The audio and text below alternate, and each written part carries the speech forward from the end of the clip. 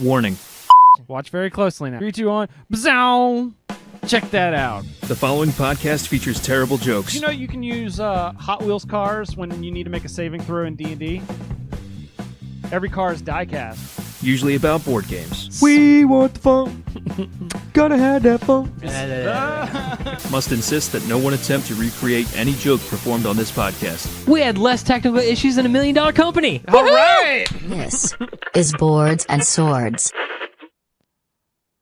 All right. Hey there, everybody. Welcome to Boards and Swords. This is a podcast featuring bad jokes, good folks, and some tabletop games. Who am I? I'm one of your hosts. My name's Chris Renshaw.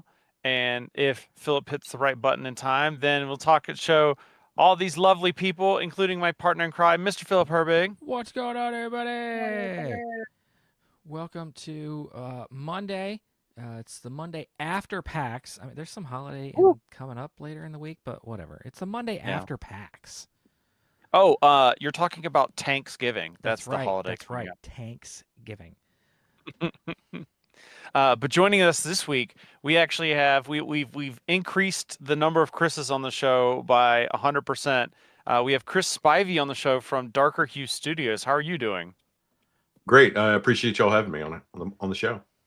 I've been a super fan for a while, ever since I have the original Harlem Unbound. I was one of the original backers.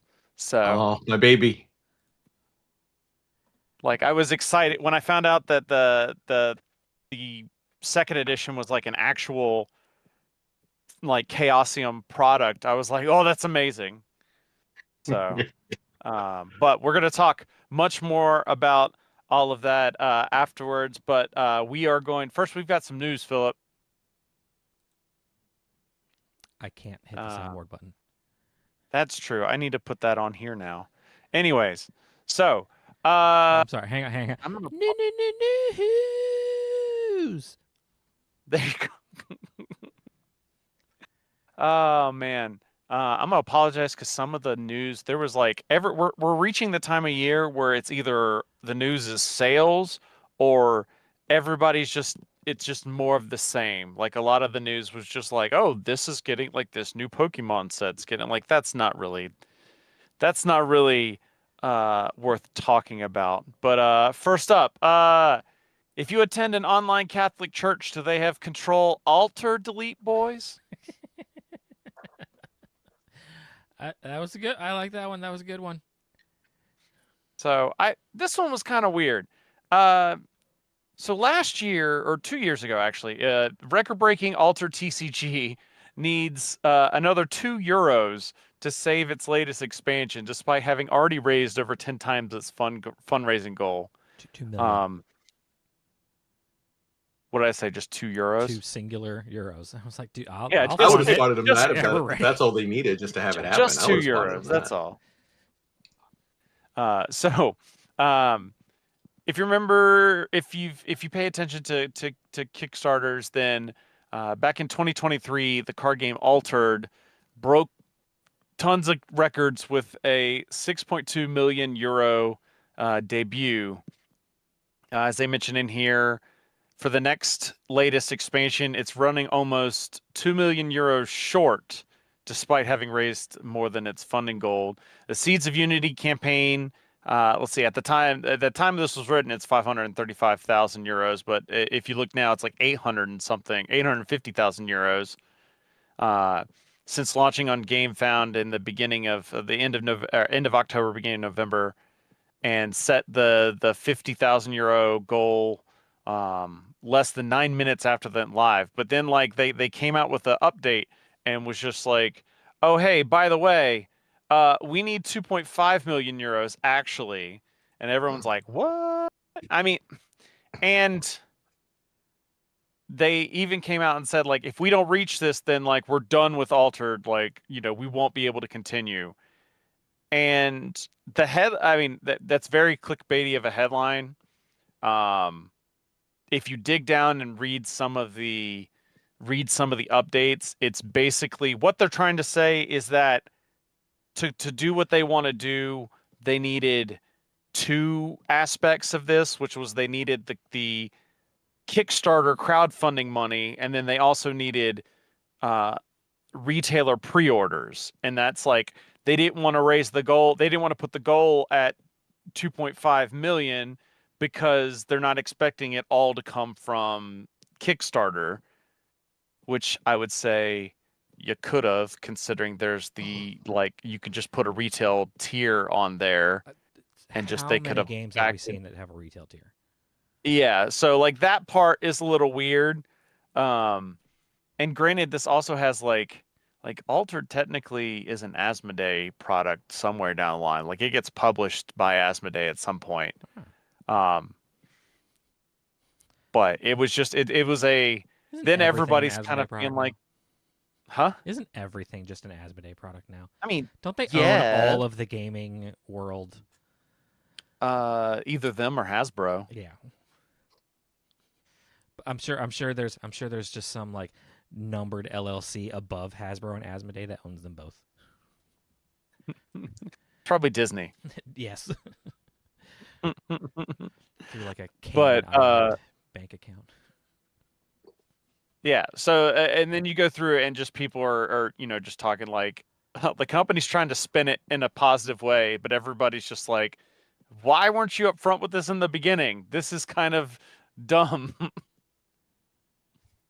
Like, Well, it's an old school thing that people used to do for crowdfunders. They put a certain amount so that they could say that we funded in 10 Yeah. minutes versus it took us a day to fund to get the full amount that we needed.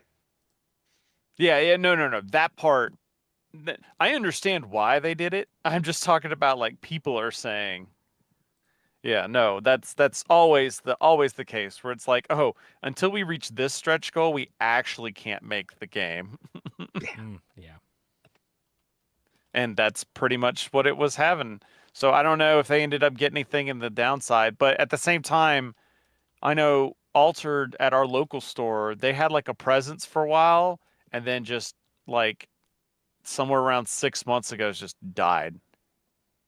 So I think, I mean, it was a lot of people were excited about it, but also that was another thing. If you look in the actual comments for the Kickstarter update where they posted this, apparently there was a lot of promises because if Philip, just to trigger your memory, this was the game where like when you bought cards, because it's a CCG, the TCG, you would put the digital codes into the app and then you could print on demand the cards. Ah, okay.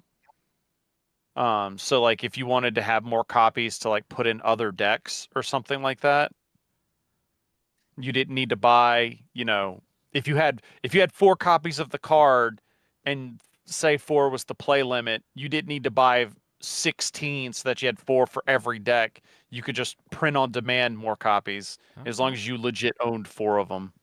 Ah, okay. You did have to. If okay, it was okay. like an auto add card for things, but apparently that print on demand isn't apparently they've been really behind on that. I'm trying to see if I can find apparently app's not as good. And here's it let's see, I'm trying to see where, let's see. Yeah, where it's like the no print on demand, no marketplace. The app was terribly buggy, and it went on through almost 2 sets. And that was like those 3 things were kind of what everybody was talking about. So it's like, everybody like this person's like, you went from 6.5 million in the first campaign to 600,000 in the second. Very sad, but it's your own fault, and you killed your own game. Man. So I mean it's one of those, or like someone here was saying, starting an update with halfway through, we're aiming to be fully transparent is not the best way to break the news to us. So yeah, unfortunately this may be the end of Altered, but maybe in like 2 years somebody will be like, we're bringing it back. Oh yeah, exactly. Maybe that's they're doing a Michael Jordan is what they're doing. Okay, they're gonna quit basketball and go do something else for a little bit and then come right back, and everyone's gonna go. I think nuts. we call that the McRib strategy. No, because the McRib always comes back. But that's the thing. You Always. make it a seasonal item, so then it drives interest up again. And then you start selling French fries at Taco Bell and tacos at Burger King. Oh. All right, now we're going down a rabbit hole. Okay. Moving on. This next company is looking for a critical rollout of new products. There's only so many jokes you can make with some of these names. Yeah. So we're getting a big Daggerheart expansion coming in 2026. So that's been like one of the big news stories this year has been with Critical Role putting out its own TTRPG with Daggerheart. But now they're gonna have a new major expansion set for summer 2026. Daggerheart: Hope and Fear expands on Daggerheart's world with new lore and gameplay mechanics galore. Most exciting for players, the reveal of 4 new classes, each with 2 subclasses. So you got the Assassin, Brawler, Witch, and Warlock will join the campaigns as they battle over 130 new adversaries from across 4 new campaign frames, which campaign frames are kind of like settings in Daggerheart, I believe. Chris, have you had a chance to play Daggerheart at all? I have not. I have not. Yeah, everybody, or you hear a lot of buzz about it, but I just and like we had free RPG day at our store back in the summer, and there was a lot of people wanting to sign up for the Daggerheart session. But other than like that and a few one shots, I haven't really had a couple of opportunities to actually jump in and check it out myself. Having never been a huge fantasy player, it didn't really jump out at me. But I've heard a lot of people are super excited about it, which I love to hear about any game in general. Yeah. Ooh, a new mechanic is also introduced in this expansion: Transformation. Separate from Ancestry and Class, these augmentations will add new layers to your character. So you have new forms like Vampire, Werewolf, Reanimated, Shapeshifter, Ghost, and Demigod. That's kind of cool, actually, where it's like, because normally all of those things would be, or some of those things like Vampire World, they would be like standalone, either like I said, classes or ancestries. But this, it's like, okay, well, I'm going to use D&D terms because I don't know what they are for Daggerheart, but like, oh look, I'm a half orc barbarian, but I'm also a werewolf. Ooh. So is that similar to how I think Pathfinder had something, and these 2E had their own archetypes you could take for free? And I know there was an artifact in Pathfinder 2E that essentially lets you get a werebear form that you could sort of branch off into as you continue to expand your character. That's what it sounds like.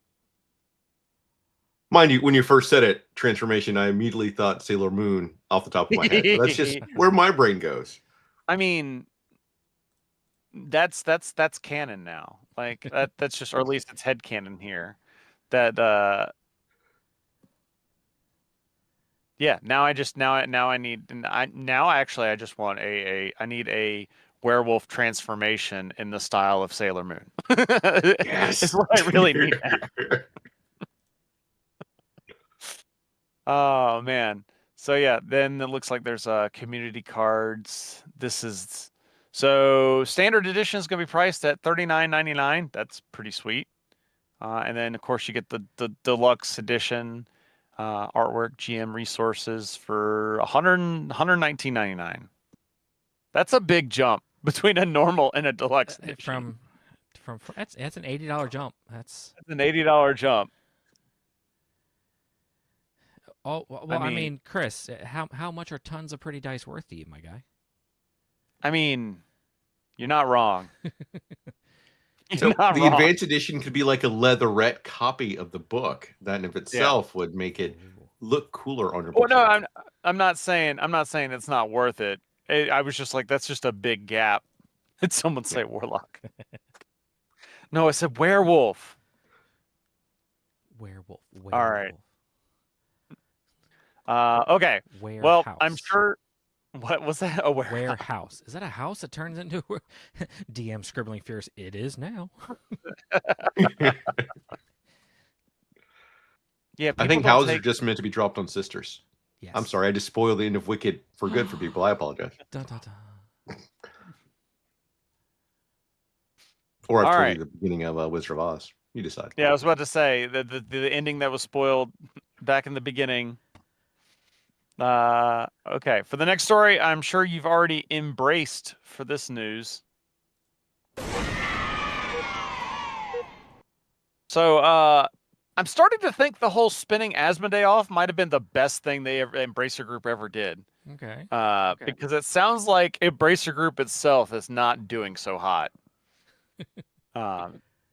So the parent company for Dark Horse Media and Middle Earth Properties, Embracer Group, reported a $2.5 million loss, $2.5 million loss for its July to September fiscal quarter 2, with market conditions described as challenging for Dark Horse Comics. I would say so, considering like a lot of the Dark Horse properties, like I know for a while it was like Star Wars was like your big reason you bought Dark Horse Comics, and then Marvel bought Lucasfilm, and it was like, well, there goes that. So quarterly loss, let's see, 18% decline in the same quarter last year. So in 12 months they lost 420 million dollars.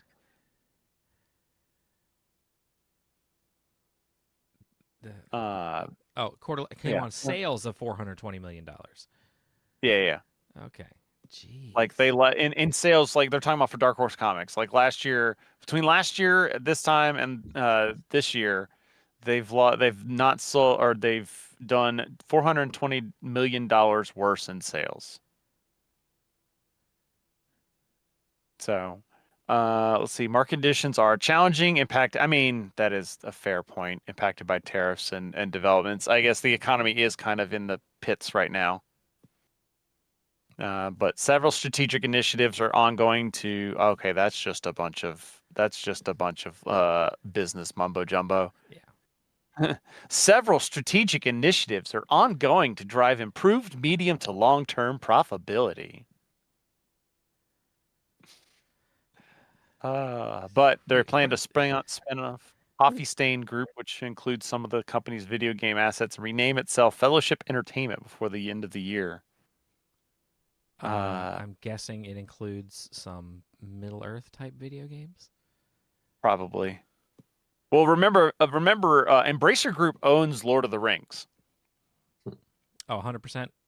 The IP. That 100%. Like they bought. That's why it says like Dark Horse Media and Middle Earth Enterprises. Like right there. In Embracer the first Group. sentence, Philip. The Embracer Group bought the rights to Lord of the Rings back. I want to say it was literally like 3 months after they bought Asmodee. I think it was. It was really close to that. They just went on a buying spree. Yeah, and that's why I think that was kind of the start of all of this, because they bought up a bunch of stuff, expected the Saudis to come in and invest in them. They were expecting like it was like $2 billion and like investments from, I think, the Saudis is what the story was. And then that didn't happen. So that was when they started like spinning off Asmodee and like saddling it with all the debt from all the acquisitions. And everyone's like, Asmodee is going to suffer, but it sounds like Asmodee is one of the most profitable parts. So that's why, like, that's where I'm kind of like, maybe this wasn't, maybe there was some actual smart businessmen involved in these discussions. There might have been.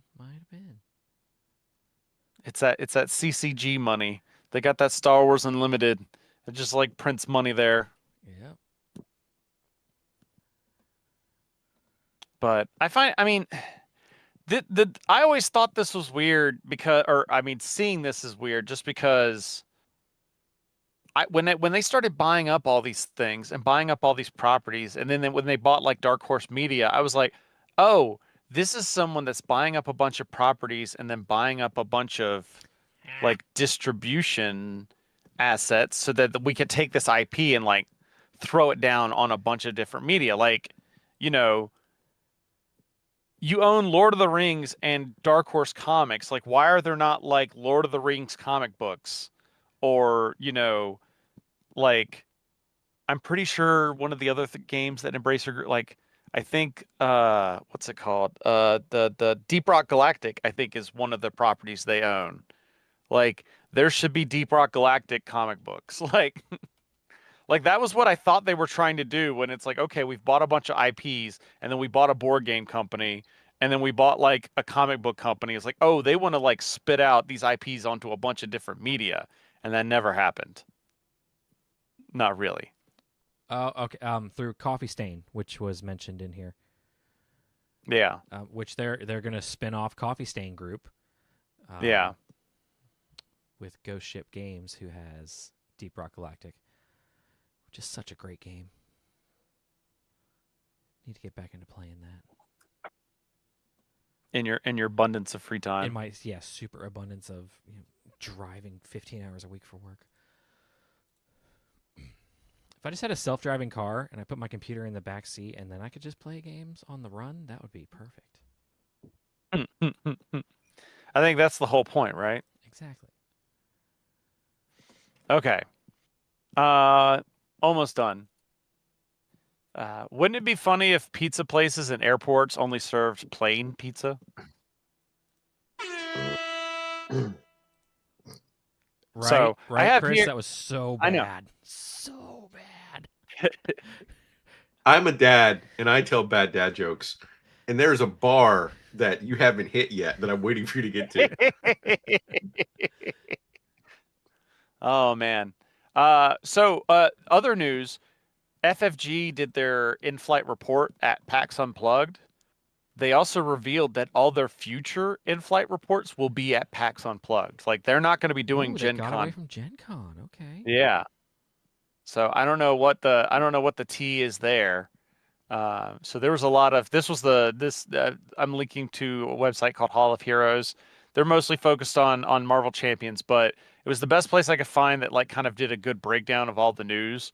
Really, there's a lot of stuff that got announced. The biggest thing I wanted to talk about is if you scroll down when it talks about like board games, there's doing a Vault series. So FFG apparently is going to start doing something called a Vault series, running case by case crowdfunding for out of print and hard to find games. These Vault series re releases may have updated art and graphic design, but will not fundamentally change the core of the games. And then they'll be looking at the rule books with like rules specialists to see if there's anything tweaked. So like this is the part and this is the part of Kickstarter and crowdfunding that like everybody's always like, why does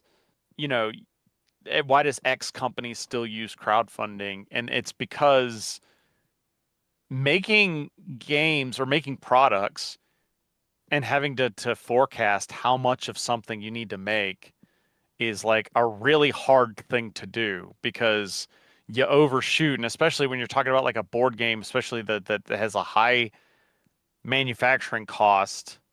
And then when that product just sits. An outrageous shipping cost now. Yeah, the shipping actually, that's even worse. So you pay all this money to create the product, and then it just sits on a shelf and doesn't sell.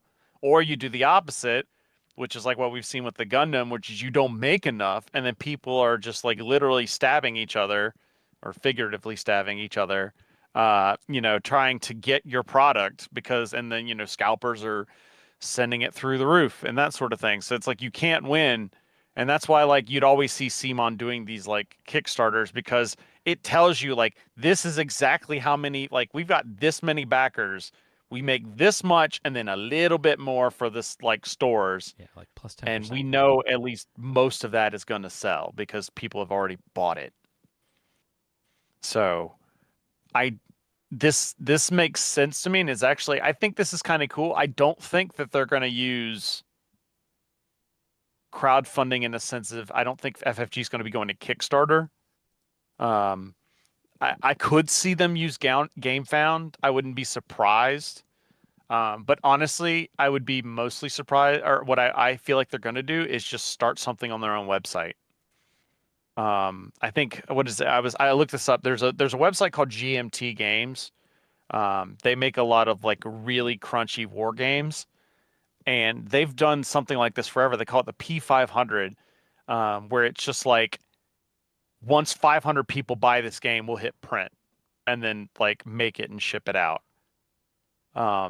And I could see FFG doing something similar for like, they've got this huge catalog of games that like a lot of people haven't played, or, you know, especially if you've got new gamers coming in, but is it worth reprinting? And, you know, you got to do, I don't even know, Chris will probably have a better idea of like what a minimum for a publisher would be like stock wise. I got to say it's probably somewhere in like 1,200 or 2,500. Generally, it is. Even But for I like mean, even a that- smaller print run for me, I'm printing in like the low thousands, which is more Yeah. expensive. If I was a larger publisher, I could print more thousands of books, which lowers the cost on them. But Yeah. then you have to factor in how well they sell. Otherwise, you're paying for storage. Yeah, Yeah. exactly. So yeah, that's why I could see this being a thing, because it's like, okay, well, if we get 1,000 people to sign up on our website to, but like for instance, Mission Red Planet is a game that FFG has the rights to, and it's a great game, awesome game, but it hasn't been published since like 2015, I think. And they did like a second edition then, and then like when it went out of print, they just never restocked it. Like it's a great game though. But then, you know, if only like 100 people sign up for it, then they know, okay, well, clearly there's not enough worth doing for that. But then suddenly if they get like 2,000 people buying, it's like, oh, okay. So it's very interesting. I'd be curious to see. It also kind of reminds me of Restoration Games, when they usually have like votes for like which game do you want us to do next. Oh, looks like you and Hoser had the same thought. Oh, did he say? He just, as soon as you said Restoration Games, it popped up in the chat. Restoration Games? Yeah. Marvel Champions, what? Okay. But yeah, so that, like I said, there's a bunch of other stuff in here, especially in the board games. Apparently they're making a Squid Game version of Zombicide. I walked by the booth and saw that. Oh, they had it there? I don't know if they had the game, but they had like one of their walls was the ad for it. A banner. Okay. They also announced a new fantasy Zombicide, Dead Men Tales. And it looks like if you backed the expansion for Cthulhu Death May Die, because that was another one of the, like, we bought this from CMON. There was another one of those, like, if you bought this from CMON, or they bought this from CMON while there was a Death May Die campaign in funding. And so everybody was kind of like, what does this mean? But it looks like they're going to be opening up the pledge manager for not only existing backers, but new pledges as well. Right. So your money hasn't completely gone to waste, I guess. But it's not like this is Star Yeah. Citizen. What? It's not like this is Star Citizen. Yeah. Okay. Speaking of CMON, All right. how is a billion-dollar company similar to taking your partner to a restaurant? They're both always looking for shares.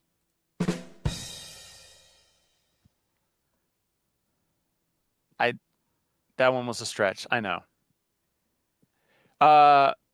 This one, let's file away in the yeah duh category.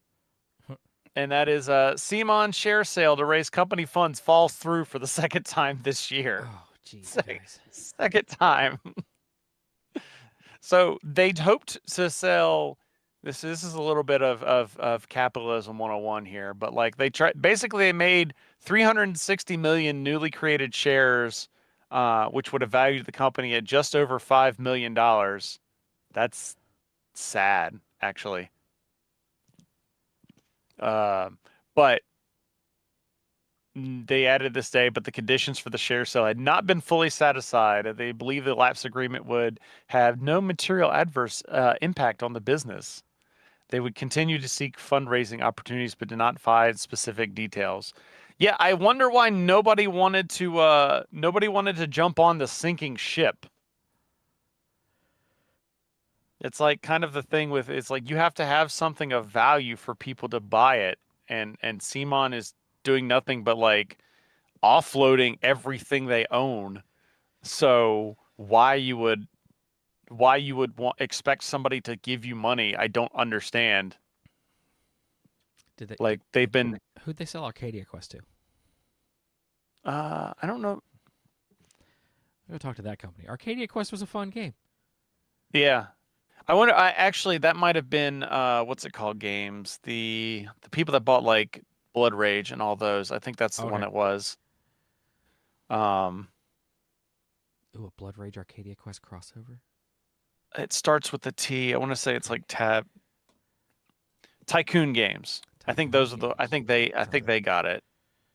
But yeah, like they posted losses of nearly $7 million to follow a $3 million loss across 2024. Yeah, first half of the year they've posted losses of nearly $7 million.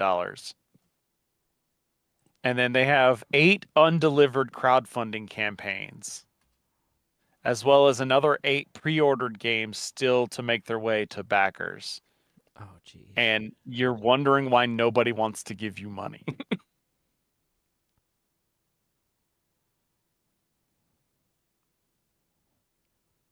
Yeah. That's just absolutely wild. I mean, is that? I feel it weird. We're talking about we would have valued the company at just over $5 million. I feel like that seems really low. Or I'm assuming maybe they're talking about the 360 million shares would have been $5 million. I don't know, because it feels like if the whole of CMON is worth $5 million, somebody just needs to like put a bullet in that. Just like yeah. Asmodee, like we're just gonna buy the whole company, lay everybody off, and then just consume it into everything else. That's wild.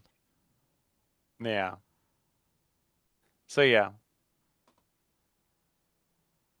maybe they haven't sold Arcadia Quest yet.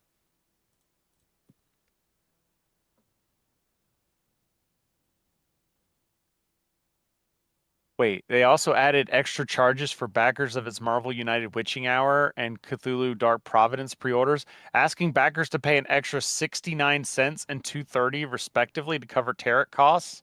Like you can't cover 69 cents? Like that's crazy. So, all right. That's all I got for the news. That's the news.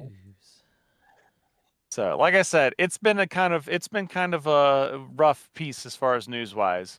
Once we get done with the show proper, like I said, we just got back from PAX. We'll talk about all that stuff afterwards. We'll do a free bonus bits to send out to everybody. Are you saying that you're gonna unpack it? Yep. But We'll unpack it.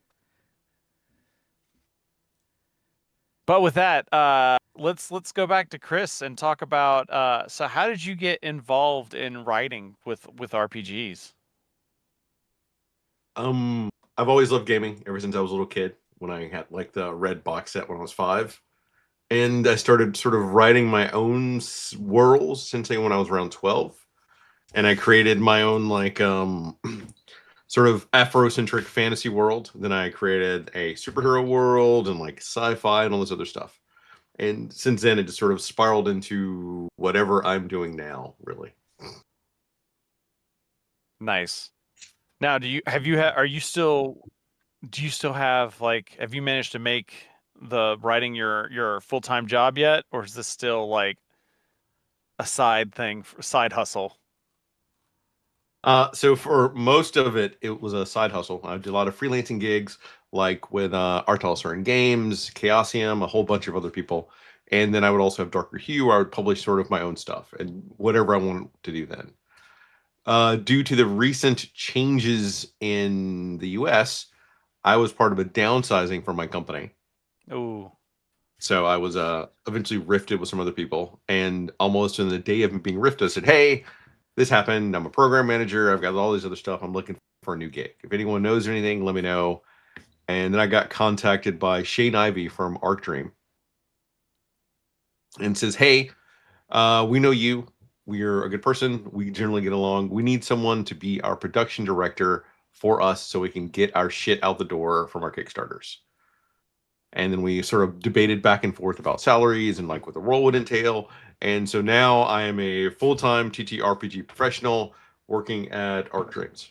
I am their production director and doing a little bit of other stuff on the side that I will not go into because everyone likes to ask. So, are you going to write for Arc Dream? And I give them my universal answer. Maybe. We cannot comment on what is. We can either confirm or deny on any things that have not on unannounced products. Yeah. It's like the standard. The standard line there. So I don't think that answered your question, but it let me tell a story about getting hired at Arc Dream. So I'm happy with the outcome. I'm not sure how you like that. that's fine. Hey, whatever. Hey, we're just here to talk games. That's what is? I've actually never heard of Arc Dream. I don't know if it's maybe I had and I just don't not placing it. Have you? All right, it's a very obscure game. You may not have heard of it. It's really small. It's a game called Delta Green. Oh, I have heard of Delta Green. Okay. Okay, then that's right in your wheelhouse then. Yeah. So Arc Dream has published Delta Green, which is like their main product line. They do Godlike and some other stuff. So Godlike is a superhero World War II game where you're like really just soldiers with superpowers. So a bunch of stuff like that. Yeah. Yeah, Philip, Delta Green is basically Call of Cthulhu, but with like modern day. Oh, okay. Nice. So I guess the quick version is originally Delta Green was a supplement for Call of Cthulhu in the 90s. Then it became its own product line in the 2000s. 2015, they had an enormously successful Kickstarter, has its own system and everything else, a bunch of books. And then since then, it's just making more any award-winning. Look at this, I'm like promoting the company right now. Any award-winning products out the wazoo. They're great people, make great products, and it's just fun. Yeah. Yeah. No, I totally get it. Like I said, I've been doing at PAX. I was doing the full sales pitch for Game Topper, so I know how it is. But yeah, so that happened after you started talking to me about coming on to the podcast. Yeah. Oh, jumping onto yeah. Oh, okay. Wow, that's crazy. That was really recent then. Yeah. Almost like yesterday. So I was chatting a little bit before the show, but yeah, I first got introduced to Chris, his work with Harlem Unbound when it was this your first product, like Kickstarter product?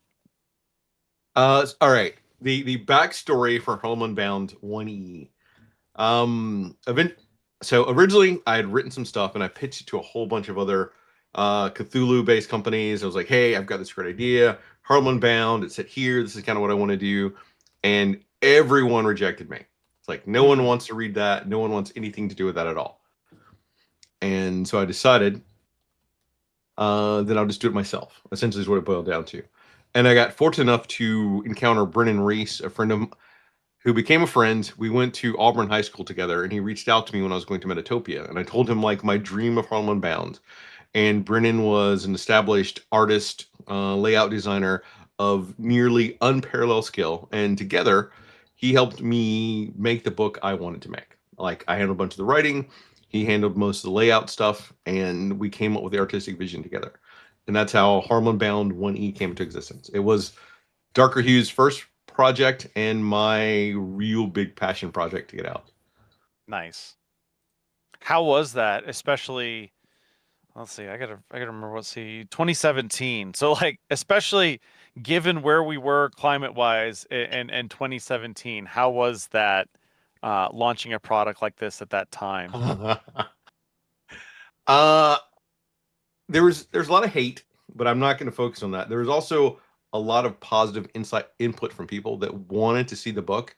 And when I kickstarted it, no one knew who I was. I didn't have a name. I think I'd worked on maybe an Onyx Path project that Neil Raymond Price, who hired me onto the Onyx Path project, knew who I was. So I pulled him in, and I'd worked on one Pelgrane Press book like a little scenario book, and that's how I got Ruth Tillman to come write on the book too. And I had them come on, but no one knew who I was, and I came this idea, and the amount of support and I'm not gonna say love isn't the right word, but excitement for it was astonishing. Right. Like Yeah, that's I what I mean, still remember to right now. I mean, honestly, it was like I backed it because the artwork looked great. The premise was very like oh that's pretty like exactly what you would expect on Kickstarter, like those kind of like one-off ideas. Like this is the whole reason we have this to the first place, and it's like that sounds cool. I'd check that out.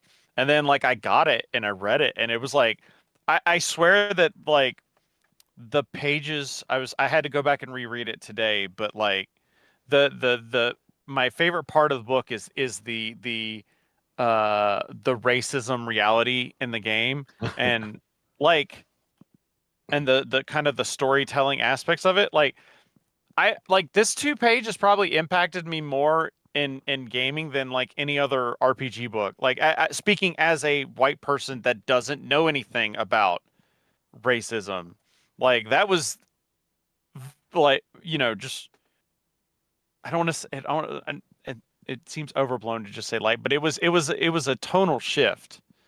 Is just kind of like getting faced with some of those facts and then just being like, oh, and then just being your brain then like, okay, now let's apply this knowledge to real life and not just outside of fun games with dice. Thank you. That means a lot. Though those 2 pages were the hardest part of the book to come up with, because part of it is I wanted to teach people history of something that's true. I wanted to make an engaging game, but I also wanted to have a very relevant point to the book. And all of that needed to work together. So it was a lot of work on my part. I had amazing people come and help, but those pages were like all me figuring out how I wanted to have that conversation with people, because I can't give you a book that's addressing all these topics and not give you tools to be able to properly implement it. That would be an unreasonable request of me to put on anyone. And the version that you have in the book is a toned down version. I went through Yeah. multiple iterations to get to where it is. Right. I can only imagine, especially yeah, like in a book like this. We actually so fun tidbit is we actually we used to do a actual play podcast, because literally it was I was backing all these Kickstarters, and it was like I want to be able to play. It was an excuse to play said games, and so we were going to do a Harlem Unbound, and we started recording it. But the problem is I wasn't familiar with Call of Cthulhu enough, because I had only like really just read the rules, and that was about it. Like I had the main rule book, and I'd read that and then read this, and then like kind of as we started playing it, and we're like, oh, we're kind of messing this up, because like Philip made, I think he was a cab driver in the game, and so he made like a very combat heavy character. And then we're rolling in. I think I was using one of the scenarios that was in the book, and just realized like, oh, this is a lot more investigative, and Philip has like nothing to do during like any of these scenes. But he could have been a war vet coming back with all those skills. You just need to have another player that would be more investigative heavy. So you would offset Right. each other. Yeah, so that was more of it was like it was more of a I need to come back to this after I've played. I've gotten a better idea of Call of Cthulhu, and then the podcast kind of fizzled out by the time we had gotten to that point. Now, like for me, I think Cthulhu was a game I started playing by 13, because I had first encountered the very problematic and very racist author H.P. Lovecraft when I was 12. So I worked at an estate sale, so we had a bunch of kids. We went there. We had to move the stuff for the house, and they wanted us to stay in the house at night. And they told us that you can take anything from the house that you want, kind of like your payment. And I saw this thick book, and I've always been a geeky reader. I was like, I want that book. And so I was sitting there that night with a flashlight, reading The Outsider from Lovecraft, and just like parts of the words spoke to me at the same time, since I didn't have the full context of who Lovecraft was. I later learned some Yeah. of it didn't quite hit, but something about The Outsider alone is always my favorite Lovecraft story from the moment when I first picked up the book and started reading it. What was that like then later on than finding out more about Lovecraft? Disappointing, not surprising. Growing up as a black man in America, it's never surprising. That's fair. You start to get to that point where like, oh, we've just reached that point. I've Yeah. kind of gotten that way with celebrities where when you find out like so and so actually does this, I'm like, okay. And so after that, that's when I discovered the Call of Cthulhu role-playing game, and it became one of my staple games I would play for my friends because it was really history-based. I got to use all this other stuff that I already loved doing, and it sort of fit in my wheelhouse. Yeah. Yeah, I've always been tempted to run it, but like especially like I wanted to run one of the kind of box scenarios after I'd played when I finally got around to playing it myself, and then it was going to run like one of the pre-made adventures, and like some of the people in my group were like, we don't know if you can actually run a serious horror game. Because like I'm a very goofy GM, so it was like I don't know if we trust or like I don't know if we're willing to sign up for a whole campaign of you running a serious horror game. So that was how that ended up. But then what was so that I'm also nuts when you were talking about shopping around the idea to other companies and getting rejected, knowing again because it feels like after 1E was when you started seeing a bunch of like Afropunk and a lot of other creators becoming a thing. A lot of more independent and like really flushed out worlds kind of using some of that to where that interest started spiking. So it's very interesting hearing that. And then what was it like coming around for second edition? And then did you reach out to Chaosium or did they reach out to you? So I actually wasn't going to make another second edition of the book, but Chaosium, after I won 3 gold Denny's, were like, "Hey, man, we originally talked about this. We'd love to be part of a second edition of Home Unbound." And so they spent Gen Con talking to me, and we talked back and forth. And in the end, I decided that the idea of having it be a fully Call of Cthulhu game in itself would have been a different experience than what it was for my indie published book that was a mix of Gumshoe and Call of Cthulhu, and it would also let me put some new skills on it. Because I'm not gonna lie, 2017 passion project, I love it. It's my favorite book, but I did a lot of stuff pulling it from the ether, guessing as I went along. I'd learned a bit over that 3 or 4 year window of time, and I applied some of those new skills to second edition. And for the second edition, one of the things I had to do, since I couldn't use Gumshoe rules, that let me add in 4 new scenarios worth of stuff into the book. And I paid for new scenarios to be written. I paid for art. I paid to have the book redone completely, and a lot of the work itself. Because one of the things is Chaosium volunteered to publish the book, but everything else came from me that I had to do with Darker Hue Studios. So Darker Hue Studios paid for it, did all the work and everything. So we passed over to Chaosium. Chaosium did like their read through and went, okay. And we debated about some points that they wanted me to change that I didn't change. And then we published second edition. Now, how well did that go over compared to like the first edition? So it's a matter of having a singular vision and only having to answer to oneself versus working with a larger company that has a different idea of what something should be. So Sorry, there I was meant reception wise from the community. Did like a lot of people it was jump well over? received. They did. It still will. It sells really well right now. Chaosium, I think, is still selling them left and right. I get checks from them, which is another reason I really like it. So please keep buying second edition to give me more money. But I haven't picked up second edition yet, but I wanted to run more, or I wanted to be playing more Call of Cthulhu first before I jumped on that. So since I streamlined out some stuff, and there are new sections in second edition that are not in first edition, which okay.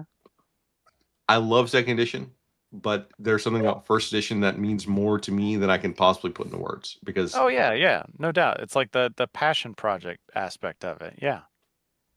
and so one of the discussions that people like to ask are what are the differences in first edition and second edition.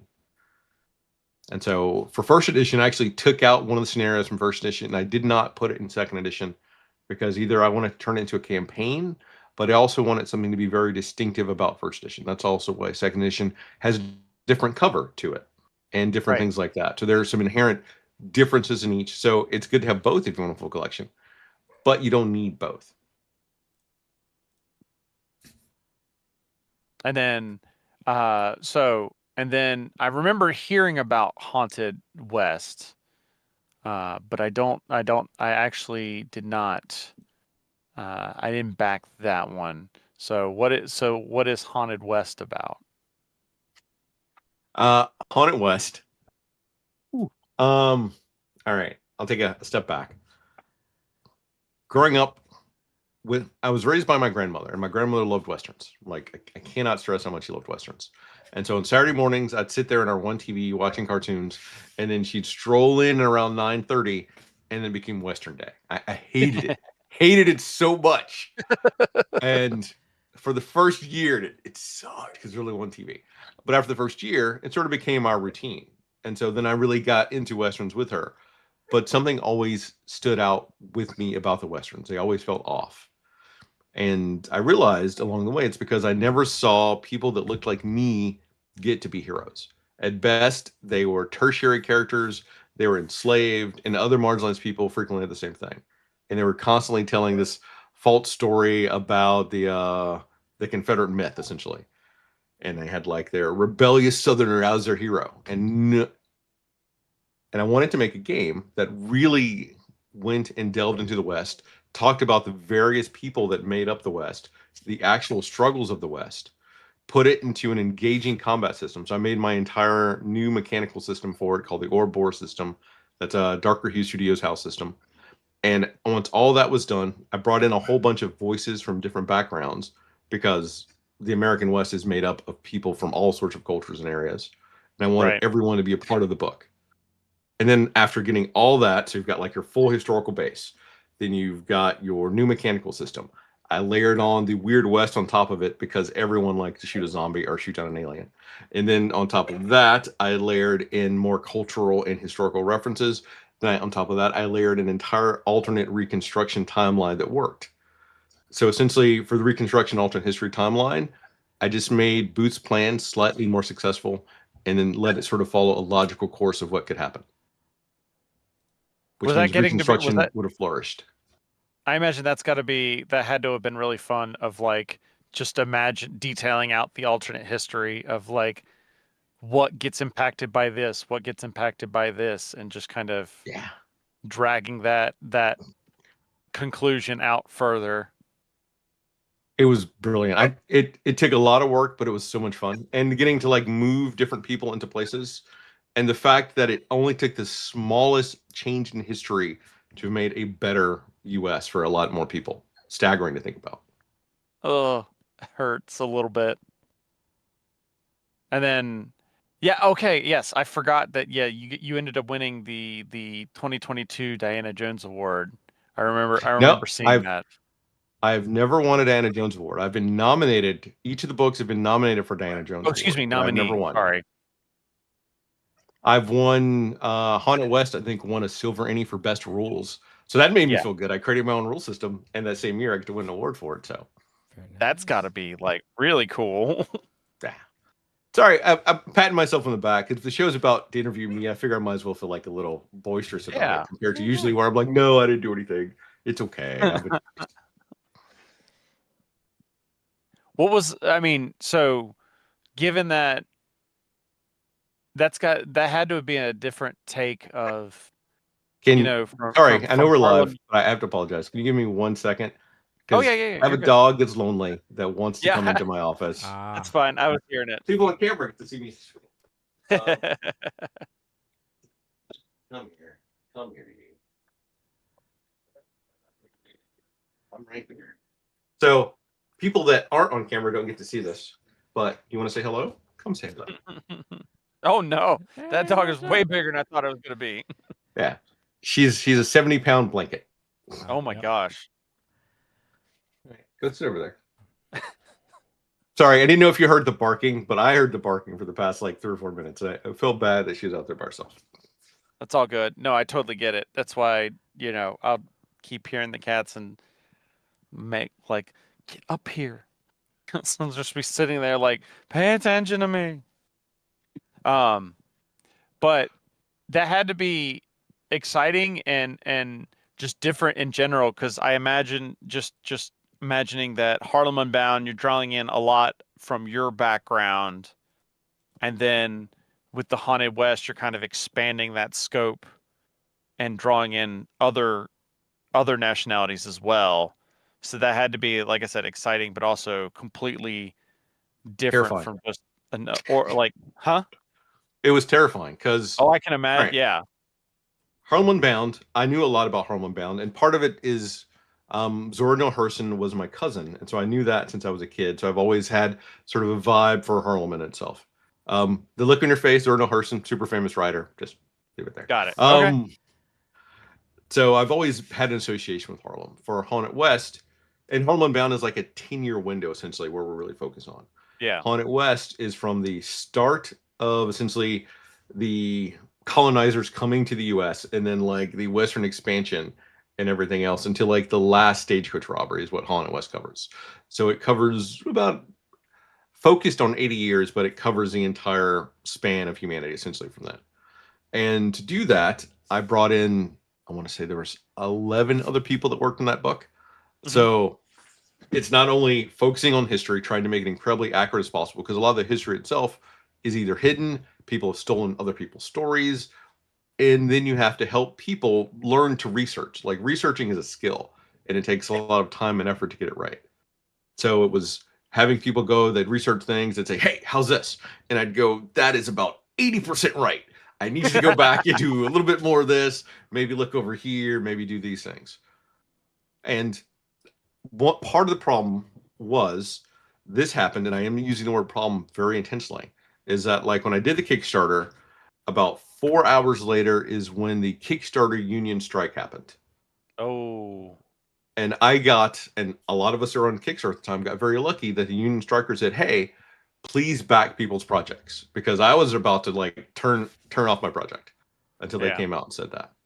But then throughout the entire Kickstarter, there would be people that would come in and they would drop a comment like, hey, I'd back your project, but Kickstarter union, bye. And we'd say that, hey, they said they want people to back projects. And they go, well, I didn't want to back your project anyway. I just wanted to come here and say these things. It's like, well, thanks, buddy. And so when it ended, people got to work and everything else. And about a month later, you may not remember, there was this little incident that happened called COVID that struck.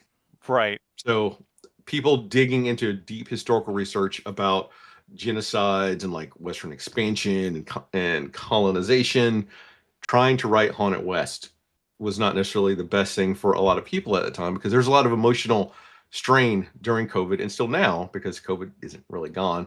It's just not talked about. Right.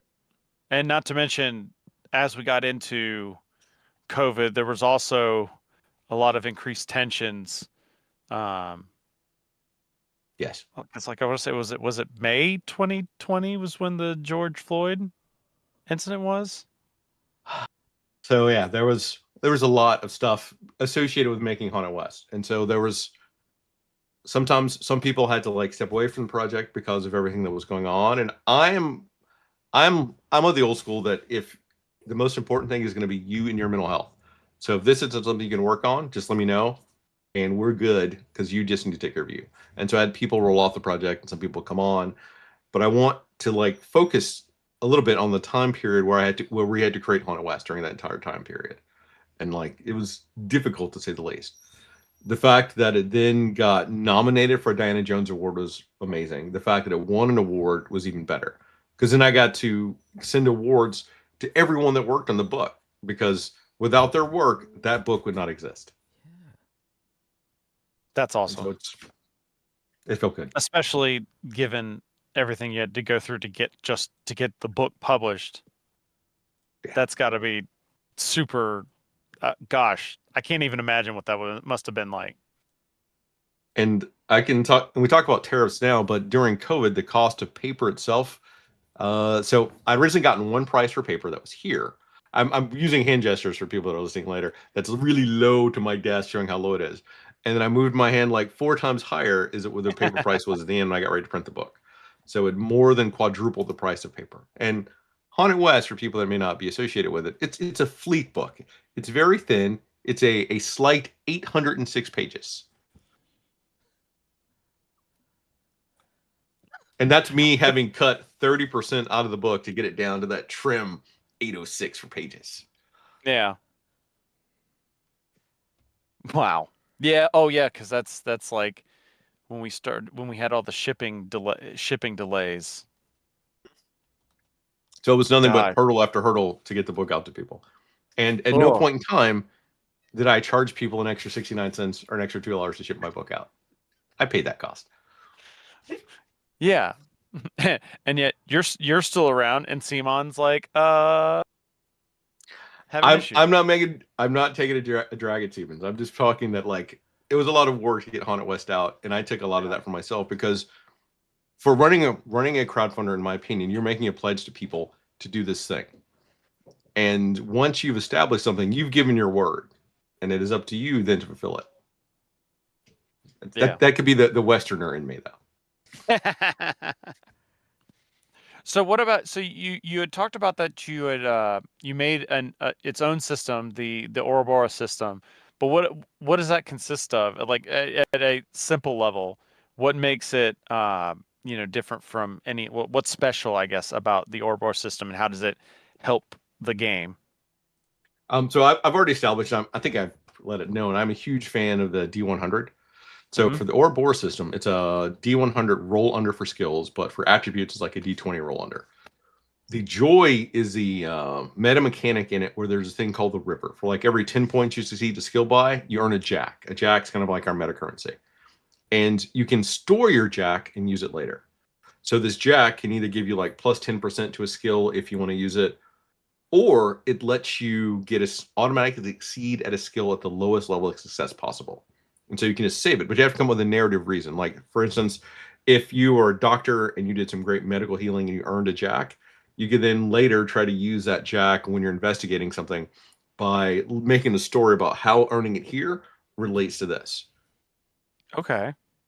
So you can either get a better chance to roll your skill, or you can get an automatic success at like a very low level. But then it adds in, because people ask, why would I just not get automatic success? Why would I instead use it to increase my skill? Because if you increase your skill high enough, you can make a roll and then earn even more jacks. So there's a gambling mechanic even within the jacks themselves. That's cool. Which, I mean, when you're talking about the West, that's very thematic. Yeah. Yeah, so that's one of the many things.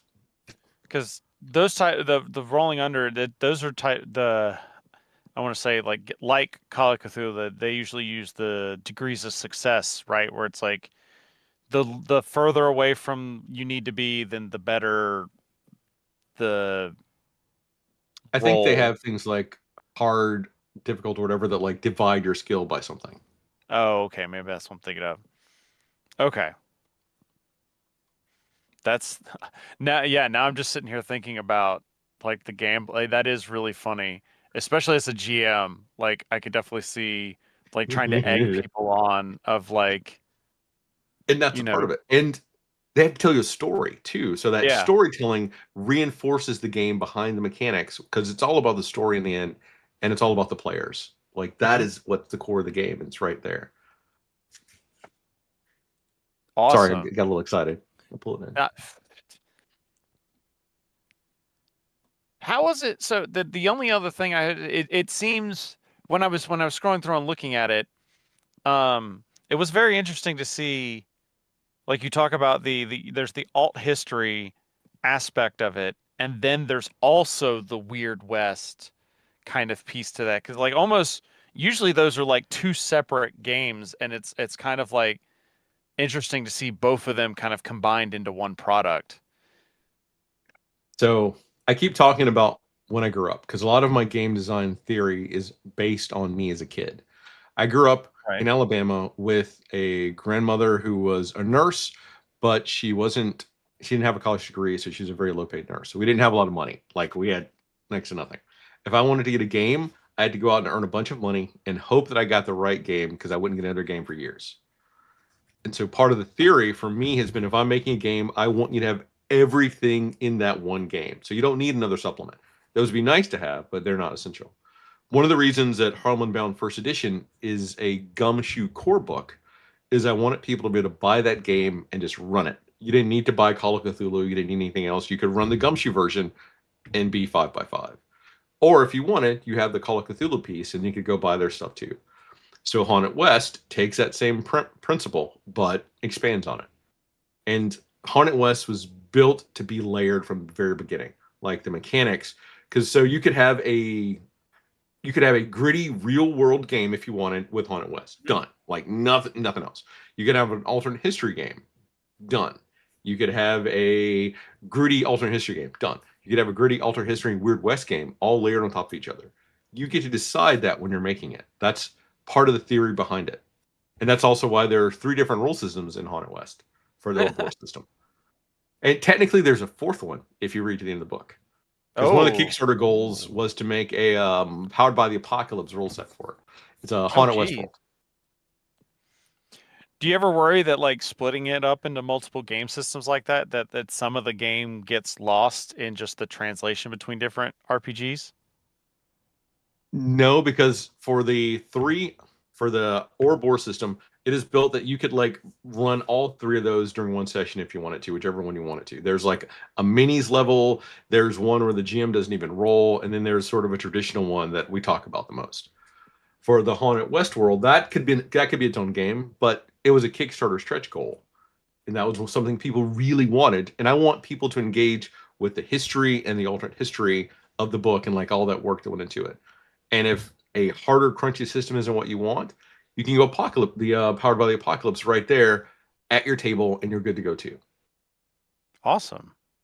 If I were to make a 2nd edition, I've got feedback that people don't know what to do with a book that can stop a bullet. So I would instead probably turn it into a box set, how people do now. But a box set of Haunted West, when I made it, would have probably been $150, $180. Yeah. Versus one book that was like $80. Yeah. So how does your new job, how does that impact any future releases from Darker Hue? It doesn't. One of the things I talked about with Shane when he hired me was like, I wanted to make sure that I still want to do Darker Hue work regardless of anything else. Because I have had offers to work for another TTRPG publisher in the past, and they're like, no, you cannot work on anything but our stuff. And I was like, well, thanks for your time. It was great talking to you. Even if I decide never to publish anything again, I want the capability of saying, hey, I got this idea. I want to do it. I don't want to have to go ask someone for permission. Right.